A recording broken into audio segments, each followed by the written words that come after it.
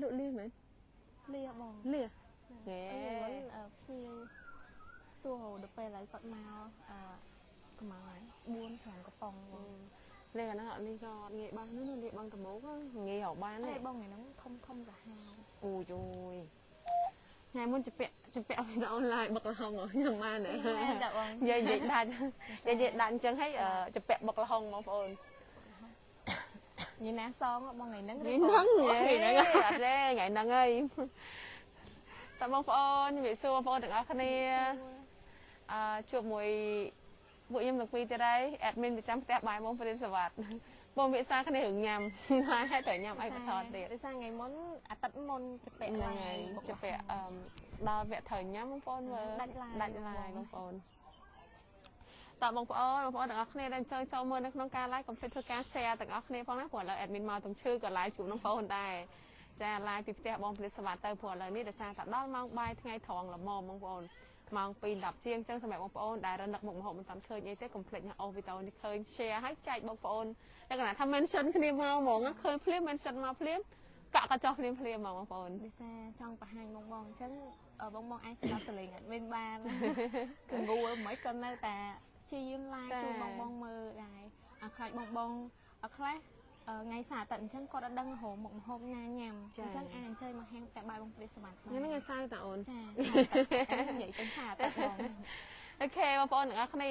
จะสมัยแต่ใบบางประเทศสวัสดิ์ดิบางคนแต่แต่ดังไงคือยังบางลุยเฉียเรียงรัดไงมาทางไงจานกีปปหศักดิ์ศาสตร์ตะเตะ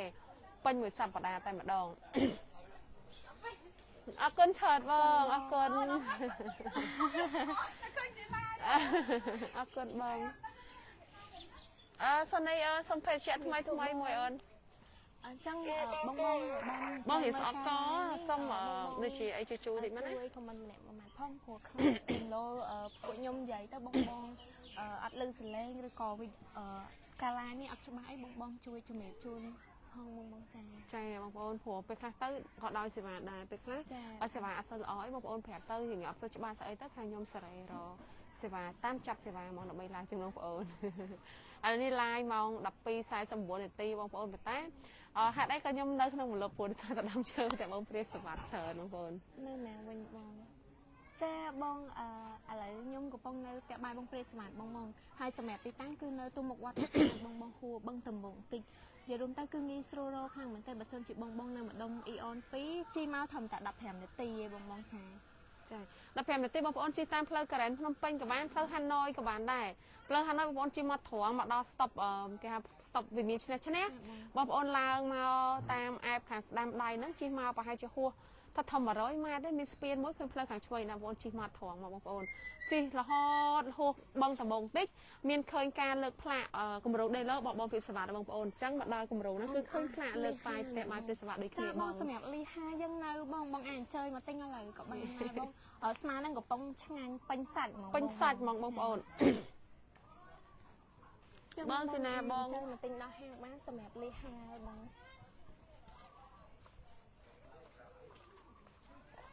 จังสมัยบางคนนะจังจ้าบางเจอมาโอ้ยเหรอเตี้ยนะบาง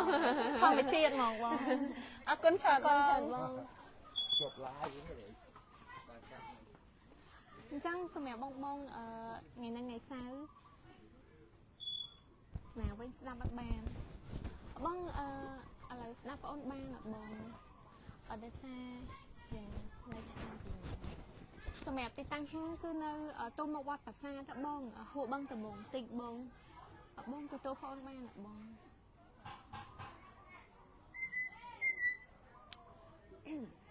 บ้องสมัยบ้องในมาดมแกลน้ำปั้นหรือก่ออีออนปีบ้องที่ทำการดับแผ่นตีบ้องบัสเซนจีบองอัตอนฉบับเลยแต่บองอาชาโจเพกับบ้านนายบองชาทางกรมการนี่นั่งเป็นแหละจูนสมัยกูบอกแม่จูนบองจ้าบองเจ็บไปเสียเมียบ้านตั้งแต่เฉลี่ยแถมเธอโอนตลอดตื่นอยากดังบองจิตตั้งเสียเมียก็อ่านเจอมาแต่บองเป็นสวัสดิ์บ้านได้บองแอดมินปีนี้นี่ขโมยแต่ตั้งเสียเมียจ้าได้จิตตั้งเฉลี่ยมาเนี่ยดีไซน์từ là hộp bàn tay can do một bọn chân tay ấp ok lấy đơn bàn tay tiếng phát củaใช่อัพแบบไอ้บองโอนจีพีซีเหี่ยมมากกว่าได้ไว้แต่แต่บายเพรสบายโลเคชั่นรถจูน้องโอนใน រៀង រៀងស្ពេចស្ពិលព្រោះជិះឡានអត់ដែរមកផ្លូវទេគេរហូតបងប្អូន គេរហូតបងប៉ុន្តែជីពីស៊ីមីព្រៀងចាត់ទេបងជីមកដល់ណាធំ5ម៉ោងអីដល់ហើយ គេជិះលើ6សោះតែបងប្អូន បងធំមកបងអឺតើបងជីមករៀងយប់បាត់ហើយ អត់យកไปបងប្អូនជិះមកបងប្អូនចង់ធ្វើការខកកកញ្ចក់សម្រាប់ពេលល្ងាចដំមបាយពេលល្ងាចវិញម្ដងបងប្អូនចុះសម្រាប់បងប្អូនដែលនៅតាមខេត្តបើចង់ជិះមកផ្ទះបងព្រឹទ្ធសវត្ថក៏អត់ពិបាកដែរបងប្អូនគ្រាន់តែធ្វើការខកកកញ្ចក់មុនទៅខាងក្រុមការងារគាត់នឹងរៀបចំកញ្ចក់ជូនបងប្អូនហើយមួយទៀតប្រាប់តែពេលវេលានិងចំនួនរបស់អតិថិសមាជិកហ្នឹងហើយសមាជិកបងប្អូនសមាជិកមានម្នាក់ទៅខាងក្រុមការងារគាត់រៀបចំឲ្យមកស្អាតបងប្អូនហើយសម្រាប់កញ្ចក់យើងក៏មានច្រើនប្រភេទមានប្រភេទអង្គុយផ្ទាល់អង្គុយកៅអីបែបជាប្រភេទក្រេឬក៏តុបងគឺមានច្រើនសម្រាប់ជូនបងមែនតើសម្រាប់បងដែលចង់បានជាប្រភេទកញ្ចក់ក៏យើងមានជូនហើយសម្រាប់កញ្ចក់មិនថាកញ្ចក់ឬក៏កន្លែងផ្សេងគឺតិចដូចគ្នាបងចាសម្រាប់កញ្ចក់គឺយើងមាត់ទឹកជុំវិញមាត់ទឹកបងហើយសម្រាប់ជាប្រភេទក្រេគឺក៏យើងមានជូនដូចគ្នាបងចាក្រេមានហឹងយករួមទៅកន្លែងជូនគឺមានច្រើនចម្រាស់ជូនបងអញ្ចឹងបងអាចកក់បានសម្រាប់បងដែលអញ្ជើញពីខាតក៏អាចកក់កន្លែងបានដូចគ្នាបងគ្រាន់តែ call ឬក៏ chat ចូល page បងប្រាប់ចំនួនបងអញ្ជើញមកគ្នាម្នាក់បងអញ្ជើញម្ដងមកហ្នឹងគឺងាយស្រួលខ្លាំងមែនទែនហើយសម្រាប់ការកក់គឺយើងមានការគិតប្រាក់គិតថ្លៃកញ្ចោះអីបងទេបងចាបងចង់អញ្ជើញពីព្រឹកដល់ល្ងាចគឺយើងអត់មានការឆាយពីលើបងដែរហើយសម្រាប់បងដែលចង់ញ៉ាំលីហាលឥឡូវកំពុងពេញសាច់ទេបងជាថ្ងៃហ្នឹងរៀងបាក់ថ្ងៃអញ្ចឹងទៅសាច់មកល្មមអញ្ចឹងឆ្ងាញ់អញ្ចឹងបងកុំភ្លេចបើសិនជាចង់អញ្ជើញញ៉ាំលេសក៏អាចអញ្ជើញមកញ៉ាំបានដែរម៉ោង7:01បងចាបងខ្លះក៏អត់តបានញ៉ាំបាយអញ្ចឹងបងអាចអញ្ជើញមកញ៉ាំបាយនៅតែបាយបងពេលសម្រាប់តែសម្រាប់បងដែលញ៉ាំបាយហើយបងអាចអញ្ជើញមកញ៉ាំលីហាក៏បានដូចគ្នាបងចាយើងមានការកាត់ប្រាក់សម្រាប់ការកក់កន្លែងទេបងចាចឹងកំ plei ហើយសម្រាប់ថ្ងៃស្អែកនេះថ្ងៃអាទិត្យបងបើសិនជាបងមានបំណងចង់អញ្ជើញមកគឺកំ plei កក់កន្លែងមុនបងចាជាសម្រាប់បងប្អូនដែលចូលមកក្នុងការ live នេះកំ plei ណាកំ plei ធ្វើការ share ទាំងអស់គ្នាក៏ដូចជាការចែករំលែកទៅកាន់ពុកម៉ែបងប្អូនដែលគាត់ចង់ចូលមកផ្ទះបងព្រាបសវត្ថតែអត់ដឹងថាទីតាំងនៅណាចាបងប្អូនអាចអញ្ជើញចូលទៅក្នុង page ផ្ទះបាយព្រាបសវត្ថក៏បានឬ page ព្រាបសវត្ថ brand ក៏បានបងប្អូនអាចឆាតសួរព័ត៌មានឬក៏បងប្អូនអាចវាយ location ទីតាំងផ្ទះបងព្រាបសវត្ថគឺនឹង load ចេញទៅបងហើយដោយសារតែឥឡូវនេះផ្ទះបាយព្រាបសវត្ថគឺយើងជិតបើកសាខាទី2ឯងបងប្អូនអញ្ចឹងគឺតិចកាន់តែមានភាពងាយស្រួលសម្រាប់បងប្អូននៅពេញចង់មកភាសាផ្ទះបាយបងព្រាបសវត្ថក៏អាចអញ្ជើញមកបានដែរចង់មកបឹងតមោក៏បានចង់ទៅខាងភ្នំពេញថ្មីក៏បានហើយដែលសំខាន់មួយទៀតគឺទីតាំងយើងក៏មានលក់តាមអនឡាញបងប្អូនចង់ញ៉ាំមុខម្ហូបបែបខ្មែរមិនថាថ្ងៃសៅរ៍ថ្ងៃអាទិត្យដល់ថ្ងៃច័ន្ទបងប្អូនអាចធ្វើការកម្មងបានតាមអនឡាញក៏យើងលក់បាក់ហាងផ្ទាល់ក៏យើងលក់ដែរបងប្អូនជំរាបសួរបងជំរាបសួរពីខាងផ្ទះបាយបងព្រាបសវត្ថទៅវិញបងប្អូនអញ្ចឹងសម្រាប់បងដែលចង់ញ៉ាំជាប្រភេទម្ហូបទៅរួចហើយឆ្ងាញ់តម្លៃសមរម្យពិសេសតកកឈូសឆ្ងាញ់បងសិនណាបងអរគុណច្រើនបងបើនិយាយពីតកកឈូសវិញ top pick គេមានច្រើនណាស់បងប្អូនមានសណ្តែកខៀវសណ្តែកក្រហមចំហួយខ្មៅចំហួយដងចឹងចំហួយដងចំហួយថ្នោតនេះបងប្អូនហើយមានគ្រាប់ជីអូវាច្រើនមុខខ្លាំងណាស់សំខាន់មួយកែវធ្វើតែ6ពណ៌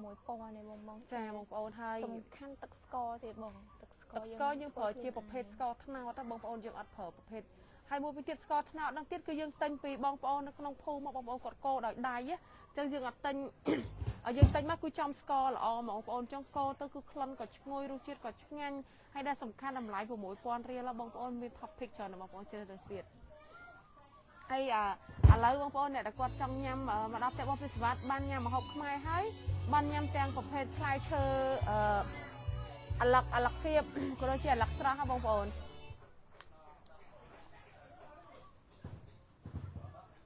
ចឹងបងកុំភ្លេចបើសិនជាចង់អញ្ជើញតែបាយបងព្រាបសវត្ថមិនថ្ងៃហ្នឹងឬក៏ថ្ងៃស្អែកបងអាចកក់កន្លែងមុនបានបងចាសម្រាប់ថ្ងៃហ្នឹងក៏យើងនៅតែមានកន្លែងទទួលបងណាបងចា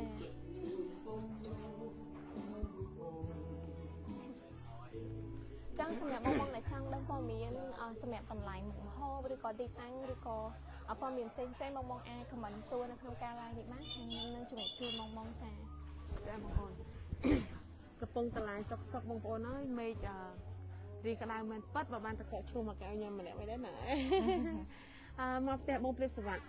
ជាប់ចិត្តមួនរំបាយរំបាយទៅបំពងជាតិណាស់ហ្នឹងឯងមកដិតបាយក្តាំងបងប្អូនថប់វ័នតែម្ដងបងប្អូនញៀវមក10នាក់ទឹក10នាក់ហើយតែគាត់បានសារដូចជាតិមកហូបបែបខ្មែរពិសេសគឺមកដិតបាយក្តាំងហ្នឹងតែម្ដងបងប្អូ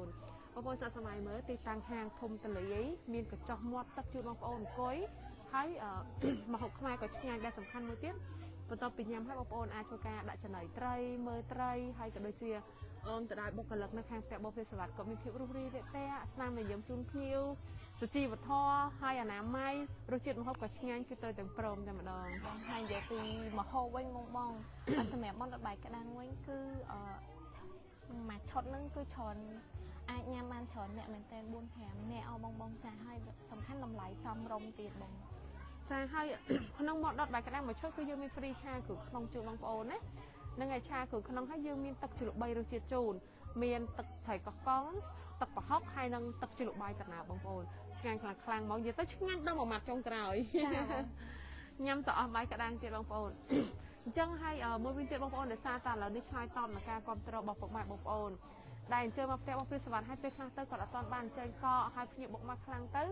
គាត់ចង់បានកញ្ចុះអង្គុយឥឡូវគឺយើងបរិយាកញ្ចុះ2ថែមទៀតបងប្អូនដែលអង្គុយបានគ្នាច្រើនណាហើយខ្ញុំឃើញធំណាធំមកបងអញ្ចឹងងាយស្រួលមែនតើយើងអត់មានបើសិនជាបងចង់អញ្ជើញកក់គឺយើងមានច្រើនចម្រោះជូនបងមែនតើបងប្អូនកញ្ចុះមិនខេឬក៏ជាប្រភេទតុកធម្មតាគឺយើងមានច្រើនចម្រោះភា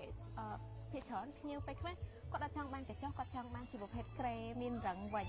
ហ្នឹងគឺយើងមានតម្រូវជូនតាមបងច្រើនចម្រាស់មែនតើអញ្ចឹងងាយស្រួលមែនតើបើសិនជាបងចង់chơiមកតែបានគឺគឺមានច្រើនចម្រាស់សំខាន់មកម្ហូបគឺយើងមានច្រើនមុខមែនតើបងចា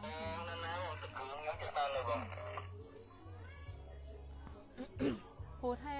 ភ្ញៀវគាត់អញ្ជើញមកពីមួយអាទិត្យទៅមួយអាទិត្យគឺច្រើនខ្លាំងបងប្អូនអញ្ចឹងតើយើងមានតការបរិច្ខាងថែមដើម្បីឆ្លើយតបនឹងការគ្រប់គ្រងរបស់ភ្ញៀវចឹងសម្រាប់អ្នកដែលគាត់បងប្អូនដែលចង់អញ្ជើញមកផ្ទះបាយបងព្រាបសវត្ថឥឡូវលេងមករំហើយជាការទៅគាត់មក10 20នាក់ក៏យើងមានកន្លែងសម្រាប់ទទួលដែរបងប្អូនដោយសម្រាប់ថ្ងៃស្អែកហ្នឹងមានភ្ញៀវគាត់កក់20នាក់ក៏យកមកកញ្ចោះតែម្ដងកញ្ចោះប្រភេទអង្គុយតុកក៏យើងមានអង្គុយផ្ទាល់ក៏យើងមានអញ្ចឹងបងប្អូនពេលដែលបងប្អូនចេញមកបងប្អូនគាត់តែប្រាប់ក្រុមការងារបងប្អូនចេញមកម្នាក់ដែរហើយដាហូចង់ដាហូបងប្អូននេះជាប្រភេទមាន់ដុតត្រាវមាន់ដុតត្រាវនេះគឺយើងប្រើប្រភេទមាន់ស្រែដុតដូចគ្នាមានត្រាវបំពងមកឈរបែបមុខមកនេះមើលឥឡូវបញ្ញត្តិយកទៅណាយកទៅជូនភ្ញៀវណាហើយអញ្ចឹងសម្រាប់បងប្អូនដែលចង់ញ៉ាំមុខម្ហូបបែបខ្មែរគឺយើងមានចឹងហើយមាន free ឆាគឺក្នុងជួបបងប្អូនមកឈរតម្លៃហ្មងតម្លៃ$25បងប្អូន100000រៀលហើយមាន free ឆាគឺក្នុងជួបបងប្អូនទៀតអញ្ចឹងចង់ញ៉ាំមុខម្ហូបខ្មែរឆ្ងាញ់អាចជួយមកបានលោកដាច់អត់មកដាច់ខ្ញុំកំងច្រើនមកអរគុណច្រើនអូនគ្រាន់តែលើកម្ហូបក៏ជាស្នាមញញឹមជូនបងប្អូនដែរអញ្ចឹងបុគ្គលិកផ្ទះបាយបងព្រាបសវត្ថគឺគាត់មានភាពរុះរាយរាក់ទាក់មិនថាបរោះនារីគឺគាត់និយាយទៅជាលក្ខណៈអួតខ្លួនឯងទៀតណាហើយបងប្អូនអរគុណច្រើនមែនតើហើយអញ្ចឹងសម្រាប់អ្នកដែលគាត់ចង់chơiមកផ្ទះបងព្រាបសវត្ថបងប្អូនចង់chơiគ្រួសារមិត្តភ័ក្តិបងប្អូនឬក្រុមការងារបងប្អូនយើងមានការប្រជុំអីអញ្ចឹងក៏បងប្អូនអាចអញ្ជើញខកកក់មុនបានដែរយើងរៀបចំកន្លែងសម្រាប់បងប្អូនដូចគ្នាសម្រាប់ថា20-30នាក់គឺយើងមានកន្លែងជូនដែរណាបងប្អូនណាអញ្ចឹងបើសិនជាបងចង់អញ្ជើញមកថ្ងៃស្អែកបងអាចកក់ពីថ្ងៃហ្នឹងទៅក៏បានដូចគ្នាបងថាបងអញ្ជើញ 4-5 នាក់ឬក៏10-20នាក់អីក៏យើងទទួលការកក់ក៏យើងមានកន្លែងជូនបងដែរបងចាព្រោះយើងមានទីធ្លាធំទូលាយកន្លែងច្រើនសម្រាប់ជូនបងចាហើយដែលសំខាន់មួយទៀតសម្រាប់បងប្អូនដែលចង់ធ្វើអ្នកចិត្តខាងនៅផ្ទះបាយបងព្រាបសវត្ថគឺយើងមានជាគម្រោងដីឡូបែបលំនៅឋានបងប្អូនគឺទីតាំងល្អមែនតើបងប្អូនជិះមកចូលទៅក្នុងភូមិប្រជាជននៅរស់នៅស្រាប់បងប្អូនអត់បារម្ភទិញខ្លាចទិញចំកន្លែងស្ងាត់កន្លែងដែលថាបងប្អូនទិញហើយបាក់នឹងការរស់នៅទៅនេះគម្រោងដីនៅជាប់ផ្ទះប្រជាជនស្រាប់ទី2ជាប់ជាមួយនឹងហាងផ្ទះបាយបងព្រាបសវត្ថទី3គឺយើងមានប្លង់រឹងប្រព័ន្ធទឹករត់ប្រព័ន្ធភ្លើងរត់ជូនបងប្អូនទៀតហើយលក្ខខណ្ឌគឺងាយស្រួលខ្លាំងមែនតើបងប្អូនចង់មនុស្សសុទ្ធក៏យើងមានដែរអញ្ចឹងគឺងាយស្រួលពេលខ្លះបងប្អូនចង់មកមើលដីក៏អាចជើញមកហាងផ្ទះបាយបងព្រាបសវត្ថបានពេលខ្លះចង់មកលេងផ្ទះបាយបងព្រាបសវត្ថមើលគម្រោងដីក៏បានដែរព្រោះទីតាំងនៅក្នុងបរិវេណតែមួយតែម្ដងបងប្អូនអញ្ចឹងសម្រាប់បងប្អូនដែលចង់ ធ្វើនៅចិត្តខាងនៅផ្ទះបាយបងព្រឹទ្ធសវត្ថអាចអញ្ជើញមកបានណាខាងនេះសឡអីគេអូនមជូរក្រាក់ទាកប៉ាត្រូវអូខេហ្នឹងហើយបងប្អូននៅសារតែខ្ញុំអត់ហ៊ានបើកទេព្រោះម្ហូបនេះគឺយើងរៀបចំជូនភ្ញៀវប៉ុន្តែចង់បញ្ជាក់ប្រាប់បងថាមិនថាប្រភេទសឡគឺយើងមានដែរមួយឆ្នាំងត្រឹមតែ30000រៀលទេណាបងប្អូនចឹងចង់ញ៉ាំម្ហូបខ្មែរឆ្ងាញ់អាចអញ្ជើញមកផ្ទះបងព្រឹទ្ធសវត្ថបានបងប្អូនអរគុណហើយសម្រាប់សឡយើងគឺមាន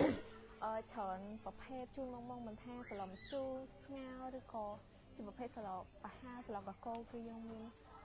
ជាប្រភេទបែបខ្មែរបងច្រើនមកមែនតែនហើយយើងមានឆ្នាំងតូចឆ្នាំងធំទៀតបងអញ្ជើញគ្នា4-5នាក់អាចឆ្នាំងតូចក៏បានឆ្នាំងធំក៏បានអញ្ជើញគ្នាច្រើនយើងមានចម្រាស់ជូនច្រើនបងចាបងប្អូនហើយបើនិយាយពីសឡវិញបងប្អូនយើងមានម្ជូរគូក្ដាមផ្លែល្ហុងទៀតចាបងឆ្ងាញ់ណាស់ដាក់ម្អមឈ្ងុយហើយខ្លួនឈ្ងុយប្រហុកតិចម្ហូបស្រែបងប្អូននឹងស្រាប់អីគឺក្លិនឈ្ងុយប្រហុកហ្នឹងគឺដឹងតែម្ហូបខ្មែរតែម្ដងហើយមានជាប្រហើម្សៅក៏ដូចជាម្ជូរគូក្ដាម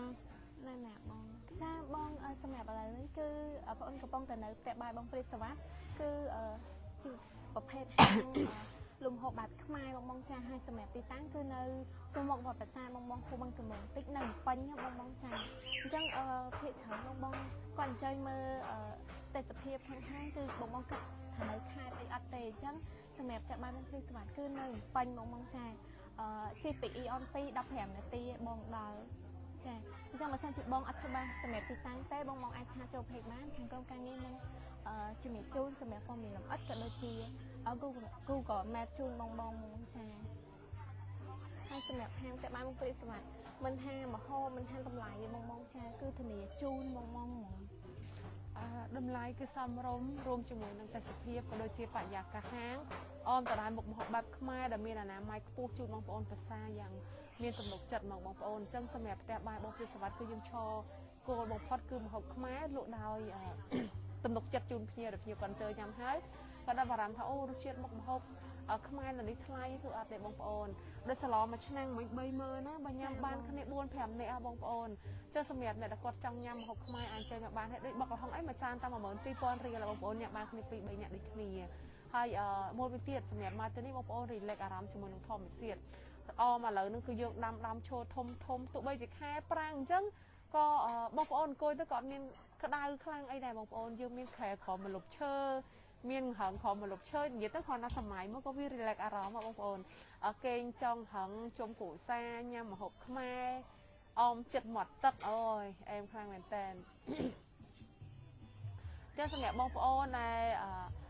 អត់តមានកម្រោងតាណាឬក៏មានកម្រោងទៅខេត្តតែខ្ជិលជីពេលខ្លះខ្ជិលធ្វើតាណានឹងមកបងប្អូន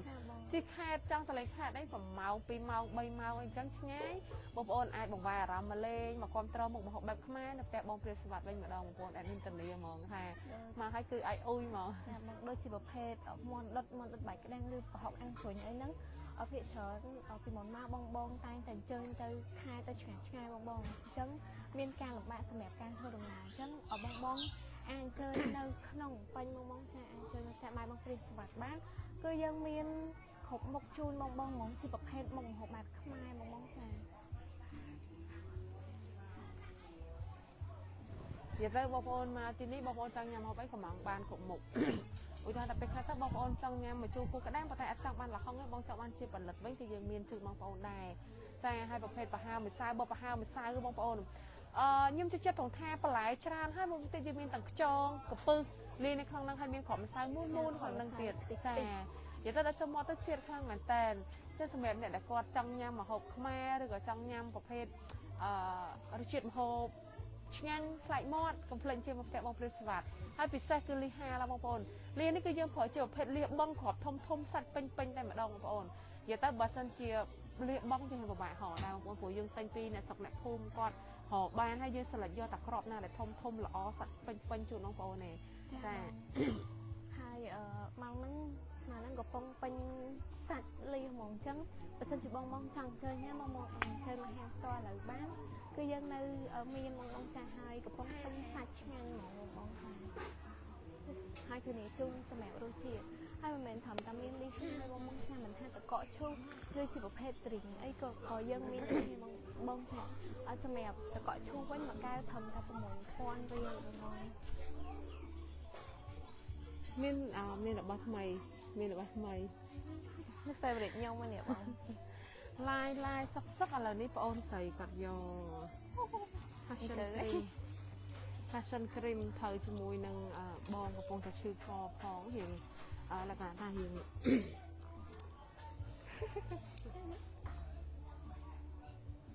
ព្រៀបសវត្ថកាហ្វេ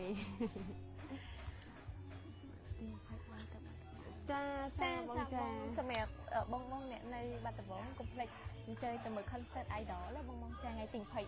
23 ដូចច្បាស់ណា fan បង fan កាប់មុខ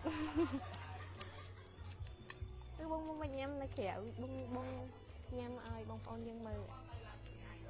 លក់ញ៉ាំម្នាក់ឯងបងអានេះpassion cream បងចាបងចង់បងចង់ញ៉ាំ passion cream ក៏យើងមានជូនបងដែរមិនថាមួយឆាដងគ្រីម passion cream ហើយជាប្រភេទត្រីផ្សេងក៏យើងមានជូនបងដូចគ្នាបងចាស់ហើយសំខាន់តម្លៃយើងគឺធ្វើថ្លៃសមរម្យមែនតើ អូខ្ទិះទៅ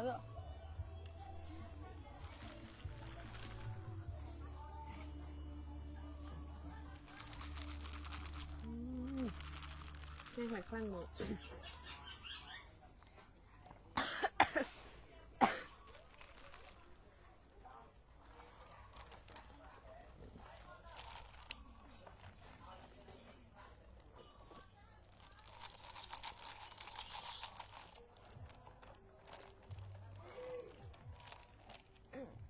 ចឹងសម្រាប់បងចង់ញ៉ាំជាប្រភេទត្រីឬក៏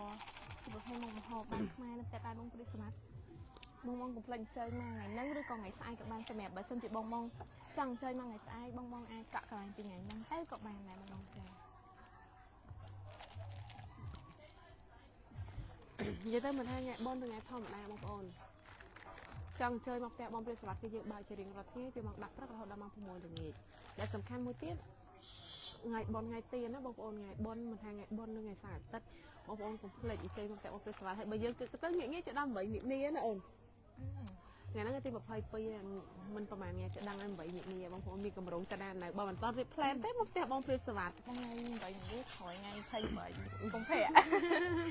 បងមានដឹងអត់ថ្ងៃ28កុម្ភៈបងចា នេះយកបងដឹង ថ្ងៃ idol យើងចេញបាត់ថ្មីបង idol idol ខ្ញុំបងអញ្ចឹងសម្រាប់ថ្ងៃទី28បងកុំភ្លេច idol អែនចន ណាបងចាសម្រាប់បងណា fan បងសម្រាប់នេះបងកុំភ្លេចអញ្ជើញតាមដានបាត់ថ្មីគាត់ចេញថ្ងៃទី28បងថ្ងៃ28ខែហ្នឹងខែកុម្ភៈហ្នឹងបងកុំភ្លេចតាមដាននៅក្នុង Facebook page ឬក៏ TikTok របស់គាត់ដែលមានឈ្មោះថា Enjoy បងចា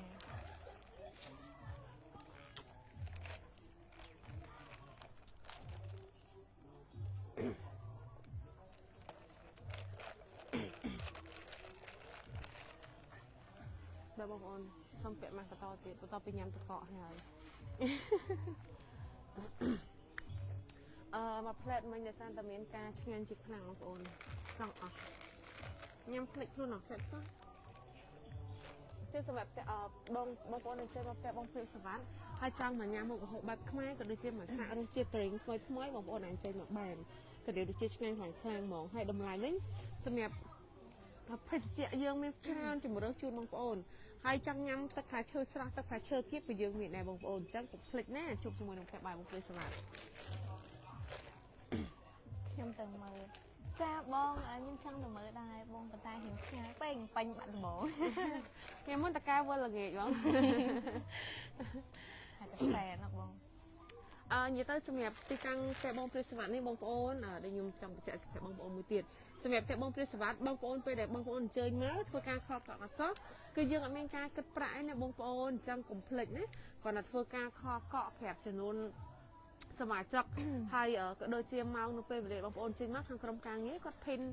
រៀបចំទុកកន្លែងជួបបងប្អូនតែម្ដងហើយដែលសំខាន់មួយទៀតអត់មានការកក់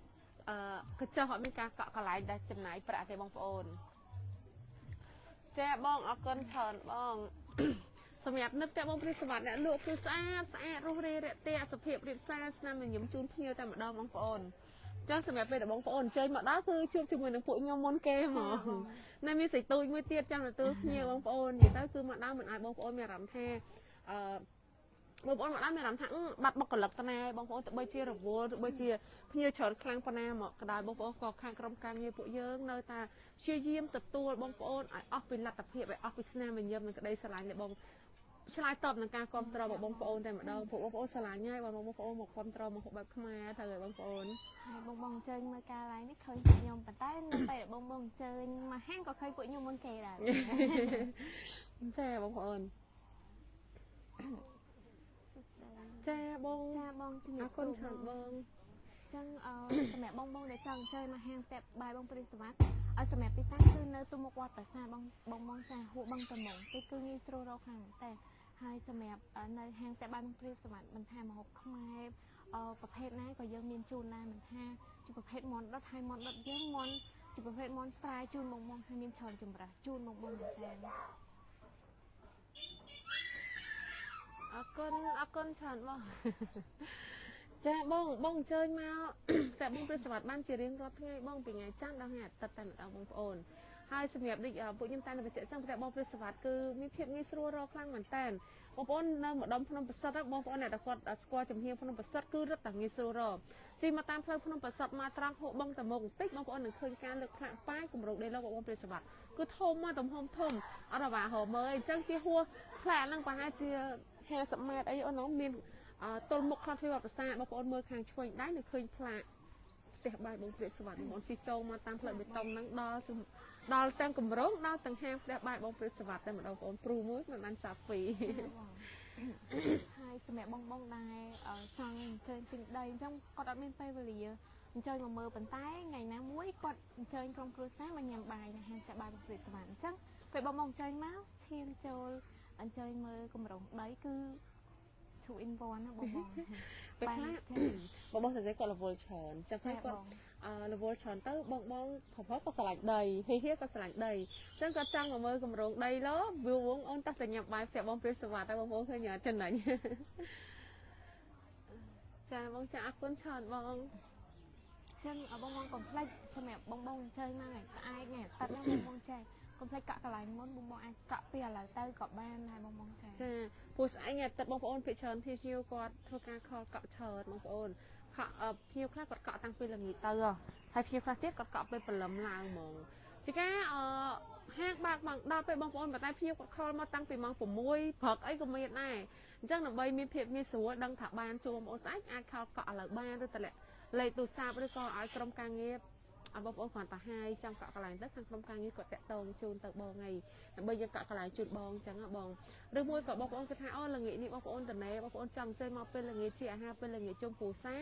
ក៏បានដូចគ្នាដែរបងប្អូនចាហើយមួយវិញទៀតសម្រាប់ហាងយើងគឺបើកចាប់ពីម៉ោង10ព្រឹករហូតដល់ម៉ោង6កន្លះ7យប់បងចាអញ្ចឹងបើសិនជាបងចង់អញ្ជើញមកល្ងាចម៉ោង3ម៉ោង4ល្ងាចអីក៏បងអាចអញ្ជើញមកបានដែរបងចាហើយសម្រាប់ការកក់កន្លែងគឺយើងអត់មានការកាត់ប្រាក់បងទេបងចង់អញ្ជើញ5 6នាក់7 8នាក់ឬក៏10 20នាក់ក៏យើងនៅតែមានកន្លែងជូនដែរបងចាអញ្ចឹងបងទៅនេពីការងារថ្ងៃសៅរ៍ថ្ងៃអាទិត្យបងបើសិនជាបងនៅផ្ទះគឺមានអារម្មណ៍ថាវាអត់ស្រឡះណាបងចាអញ្ចឹងបងគួរនៅកន្លែងណាដែរrelax មានខ្យល់បរិយាកាសបរិសុទ្ធហើយសំខាន់ម្ហូបឆ្ងាញ់ទេបងចាហើយសំខាន់តម្លៃសមរម្យទៀតអញ្ចឹងបងកុំភ្លេចអញ្ជើញមកផ្ទះបាយបងព្រាបសវត្តពិសេសខាងបងអ្នក single ហ្មងធ្វើការហាត់មួយអាទិត្យ6ថ្ងៃហីអញ្ចឹងរក relax ខ្លួនឯងមួយថ្ងៃទៅចេះដល់អីពេលខ្លះអ្នក single ជួបអ្នក single បងប្អូនអត់ទៅខ្លះព្រមលិខិតមានព្រមលិខិតឲ្យកំណត់ឲ្យជួបក្នុងផ្ទះបងព្រាបសវត្តអញ្ចឹងពេលខ្លះការដើរកំសាន្តក៏មានគោលដៅដែរអញ្ចឹងបងប្អូនកុំភ្លេចណាចង់ជើមកផ្ទះបងព្រាបសវត្តមិនត្រឹមតែបាន relax អារម្មណ៍ឲ្យបានពេលខ្លះជួបគូទៀត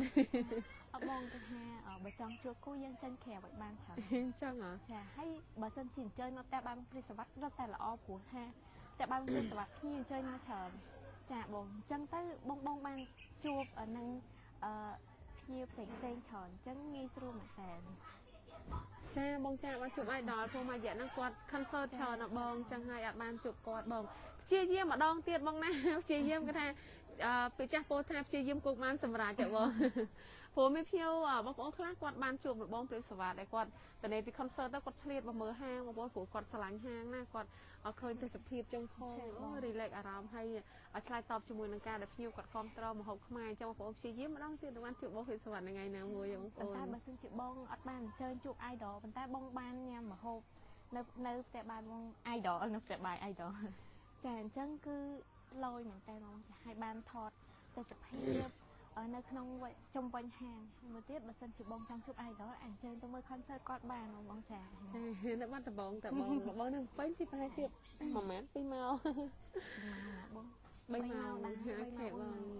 ប៉ុន្តែអាយ៉ា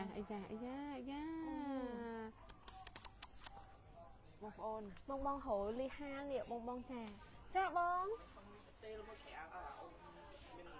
អូជាមួយនៅខាងក្រៅថ្មីតែថ្មីដូចតែបងចាយកអត់ទីអត់មួយបងប្អូននេះដែលខ្ញុំប្រាប់ថាលីហាផ្ទះបងព្រាបសវ៉ាតបងទៅពីញូហ្សេឡង់បានជួបគួរអូចាបងអូយគ្រាន់តែលឺខ្ញុំរំភើបជំនួស idol ហើយនេះមកតាំងពីក្រៅប្រទេសចង់ជួបមួយ idol តែបងប្អូនឥឡូវនេះខ្ញុំចង់បង្ហាញអំពីលីហ่าបងប្អូនអូនកាន់មើលបងលើកលីហ่าនេះលីនេះសម្រាប់ពួកខ្ញុំហ្នឹងណាបងប្អូនអត់ដាក់លក់វិញទេព្រោះមិនយើងតឡាយឲ្យដឹងបានពួកខ្ញុំអត់មានទាំងពីរនេះចង់ញ៉ាំលីណាបងប្អូនមកគ្រាប់លីហ่าហើយមេដៃខ្ញុំឃើញបងប្អូនគឺធំខ្លាំងមែនតើហ្មងណាធំជាងមេដៃទៀតធំខ្លាំងមែនតើមេដៃពីរមិនបានលីមកគ្រាប់បងប្អូនបងនេះធំអើយជាតិបដាយពីរសជាតិជូរណាបងចេះញ៉ាំហើយបងអាចកំងរសជាតិម្ទេសហឹរបានតែបើសិនជាបងអត់ចេះញ៉ាំម្ទេសទេបងអាចកំងជាប្រភេទអត់មានម្ទេសជាប្រភេទប្រឡាក់អំបិលមកអូខេចាអាហ្នឹងអត់ហឹរទេបងចាយើងមានច្រើនចម្រោះជូនបងចាបងចាហើយសម្រាប់លៀសនេះបងប្អូនតនីជាប្រភេទបងប្អូននៅតាមស្រុកយើងណាអូនការបង់ហ្នឹងតាមម្ដុំបងដំបូងគាត់ហោចឹងទៅយើងទិញកតែបងប្អូនហើយចុះសាច់លៀសឆ្ងាញ់ខ្លាំងណាហើយលីសធម្មជាតិបងប្អូនលីសខាងបងតមោកចឹងសម្រាប់បងប្អូនដែលចង់អញ្ជើញមកផ្ទះបងព្រាបសវ៉ាតអាចអញ្ជើញបានហើយនេះទឹក7តុំគេបងឃើញនៅក្នុងការ live ច្បាស់ព្រោះនៅក្រៅនេះគ្រាប់លេសគ្រាប់លេសមួយគឺធំមែនតើណាបងចេះខ្លាចគ្រាប់លេសមួយលេសច្រឡំលេសហូបនេះខ្លាចគីឡូបងអញ្ជើញមកនៅក្នុងការ live នេះអត់សូវឃើញធំប៉ុន្តែនៅក្រៅគឺធំមែនតើធំជាងមេដៃធំបងធំហ្មងបងប្អូននេះអានេះខ្ញុំលើកមកនេះអូឃើញធំហ្នឹងមេដៃខ្ញុំកាន់តែឡើងទួយអូឃើញធំដល់បងតែមកឲ្យស្មាត់ណាចាបងចាបងសម្រាប់ទីតាំងផ្ទះបាយបងព្រាបសវ៉ាស្ថិតនៅតាមផ្លូវបឹងតមោកបងឬក៏ផ្លូវភ្នំប្រសិទ្ធផ្លូវ130បងប្អូនធ្វើដំណើរពីក្រែនភ្នំពេញបងប្អូនឡើងមកដល់កន្លែងស្តុបកាប់ស្រូវហ្នឹងបងប្អូនបត់មកខាងអមតាមផ្លូវហាងគ្រឿងសម្អាងរបស់លោកស្រីត្រីដាណាបងប្អូនចេញហួរហាងមាសពេជ្រលោកស្រីត្រីដាណាតិចមកឃើញមានផ្លូវបត់ខាងស្ដាំដៃមួយបងប្អូនចេញមកតាមផ្លូវនឹងត្រង់បងចាបងប្អូនចេញមកតាមផ្លូវនឹងត្រង់នឹងឃើញគម្រោងផ្លាកដីឡូរបស់បងព្រាបសវ៉ាតបងប្អូនចឹងជិះហួរមិនទេចេះឃើញគម្រោងឃើញទីតាំងហាងផ្ទះបងព្រាបសវ៉ាតដូចគ្នាបងទល់មុខខ្លោតទ្វីវត្តប្រាសាទបងប្អូនណាចាបងហួរបងតមងតិចក៏ចាបងចាឬមួយក៏បងប្អូនអាចតម្លាក់លេខទូរស័ព្ទនៅក្នុងនឹងបានខាងក្រុមការងារគាត់នឹង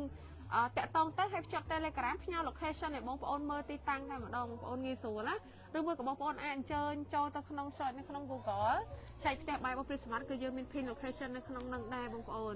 និយាយទៅគឺមានចម្រុះច្រើនណាស់ឲ្យតែបងប្អូនចង់មកលេងចង់មកសាករសជាតិម្ហូបខ្មែរចង់មកញ៉ាំលីហា7តុំផ្ទះបងព្រាបសវ៉ាតគ្រាន់តែតម្លាក់លេខក្រុមការងារនឹងតាក់តងតែឥឡូវនឹងគ្នាតែម្ដងបងប្អូនលើកលាក់ហ្នឹងអត់រួចដៃកកឡើយបងប្អូនអានេះបន្ទាប់ទៅទៀតខាងពួកខ្ញុំនឹងយកទៅញ៉ាំជាមួយនឹងបាយឆ្ងាញ់បងណាញ៉ាំមួយបាយក្តៅក៏ឆ្ងាញ់ដែរបងនិយាយទៅដោយសារសាច់ច្រើនចាសាច់ច្រើនគ្រាប់ធំនិយាយទៅគ្រាប់នេះសម្រាប់ធំស្មើហ្មងបងប្អូនអានេះទូចង្កេនេះថាវាដោយមកគ្រាប់ហ្នឹងប៉ុន្តែជាមួយយើងដាក់ភាគគ្នាបងប្អូននេះឃើញមកគ្រាប់ទូចនេះឆ្ងាញ់ខ្លាំងមែនតើវាបងចាខុសគ្នាឆ្ងាញ់ខ្លាំងមែនតើហ្មង ចាំបងប្អូនចង់មកលេងផ្ទះបងព្រាសវត្តគឺទីតាំងងាយស្រួលរកខ្លាំងមែនតើគឺអត់ដាក់ទឹកលើនោះហ្នឹងហើយគឺងាយស្រួលរកខ្លាំងមែនតើបងប្អូនធ្វើដំណើរតាមផ្លូវក្រែនភ្នំពេញក៏បានផ្លូវហាណូយក៏បានបងប្អូនអញ្ជើញមកដល់បើតាមផ្លូវហាណូយបងប្អូនជិះមកត្រង់ដល់ស្តុកកប់ស្រូវដូចគ្នាបងប្អូនបាត់មកខាងស្ដាំដៃត្រង់មានពេលជិះប្រហែលជា100ម៉ែត្រឃើញផ្លូវបាត់ខាងឆ្វេងដៃបងប្អូនជិះតាមផ្លូវនឹងត្រង់បងប្អូនណាចាហួសបងតមោកបន្តិចហួសតារាងវាកូនគោលឈុនអូនបន្តិចបងប្អូនជើញមកត្រង់នឹងឃើញផ្លាកដីលោកបងព្រាសវត្តចាបងប្អូនផ្លាកគឺធំងាយស្រួលនឹងការមើលមែនតើអញ្ចឹងពេលបងប្អូនជិះមកដល់ផ្លាកគម្រោងដីលោកបងព្រាសវត្តហើយបងប្អូនចំណាំងាកមើលនៅខាងឆ្វេងដៃយើងនឹងមានការលើកប៉ាយហាងផ្ទះបាយបងព្រាសវត្តដែលមានទីតាំងនៅទល់មុខខ្លោងទ្វីវត្តប្រាសាទតែបើសិនជាបងប្អូនស្គាល់ផ្លូវភ្នំប្រសិទ្ធណាគ្រាន់តែប្រាប់ប៉ុណ្ណេះស៊ីផុយហ្មងចាគឺងាយស្រួលរហូតតាមពេលខ្លះបងខ្លះគាត់ប្រាប់ផ្លូវ130គាត់អត់សូវស្គាល់ទេតែបើប្រាប់ថាផ្លូវភ្នំប្រសិទ្ធអូខេងាយខ្លាំងមែនតើបងប្អូនជើញតាមផ្លូវនឹងត្រង់ដល់វត្តប្រាសាទគឺដល់ហាងផ្ទះបាយបងព្រាសវត្តដែរបងប្អូនហើយសម្រាប់ការកក់កញ្ចក់បងប្អូនអាចធ្វើការតម្លាក់លេខនៅក្នុងការ live របស់ពួកខ្ញុំនេះបានឬមួយក៏បងប្អូនអាចឆាតចូលក្នុង page ក៏បានដែរបងប្អូនហើយនៅក្នុង page ក្រុមការងារគាត់នឹងតំណែងទៅបងហើយឬមួយក៏យើងភ្ជាប់ Telegram ទៅដើម្បីជូនជាmenu ម្ហូបមុខម៉នុយម្ហូបតាមដែលបងប្អូនចង់ប្រសាឬក៏បងប្អូនចង់កក់កញ្ចក់តាមទីតាំងណាមួយអញ្ចឹងបងប្អូនចាឥឡូវនេះម៉ោង1កន្លះឥឡូវឯងបងប្អូនប៉ុន្តែពួកខ្ញុំនៅតែឈរទីតាំងតតែអត់មានការក្តៅអីទៅណាបងប្អូនព្រោះនៅនេះគឺមកលុបឈើច្រើនដាំឈើធំអមទៅដោយទេសភាពស្អាត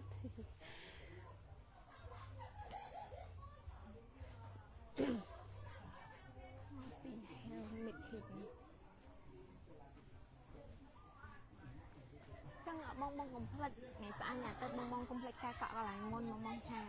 បងអាចchơiមកម្នាក់បងអាចឆាចូល page បានកក់កន្លែងបានបងថាចាអញ្ចឹងឥឡូវនេះដូចជាម៉ោង1ជាងហើយចាបងអញ្ចឹងបងកុំភ្លេចបើសិនជាអត់តអញ្ជើញមកផ្ទះបានព្រាសវត្តទេបងអាចអញ្ជើញមកថ្ងៃហ្នឹងក៏បានឬក៏អញ្ជើញមកស្អែកក៏បានដែរបងចា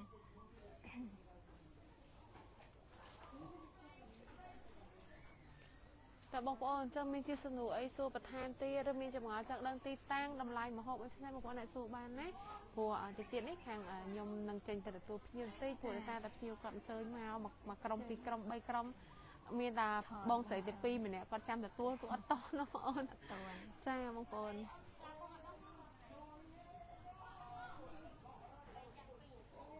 ចាំបើសិនជាបងមកមានចម្ងល់អីអត់ហ៊ានសួរនៅក្នុងការ live បងអាចឆាតចូល page សួរក៏បានដែរមកចាអូខេបងប្អូនអញ្ចឹងយើងប៉ុណ្្នឹងសិនអូនណាថ្ងៃព្រោះឥឡូវលេងហ្នឹងដាក់ហាមទៅឲ្យល្មមញ៉ាំបងប្អូនល្មមញ៉ាំបាយកអូខេបងប្អូនអញ្ចឹងអរគុណច្រើនចាបងចាកុំភ្លេចបងអញ្ចឹងមកតែបាយពីស្មាតបងអាចកក់កន្លែងមុនបានជួបមេមានទាំងពីររៀងរាល់ថ្ងៃតែម្ដងបងប្អូនស្អែកមកចូលមកដល់ក្នុងហាងគឺឃើញពួកខ្ញុំទាំងពីរនេះចាំទទួលស្វាគមន៍ស្នាមញញឹមនិងក្តីស្រឡាញ់ចំពោះបងប្អូនដែលជើញមកផ្ទះបងព្រាសវត្តនឹងការគ្រប់គ្រងមុខម្ហូបបែបខ្មែរទាំងអស់គ្នាបងប្អូនអរគុណ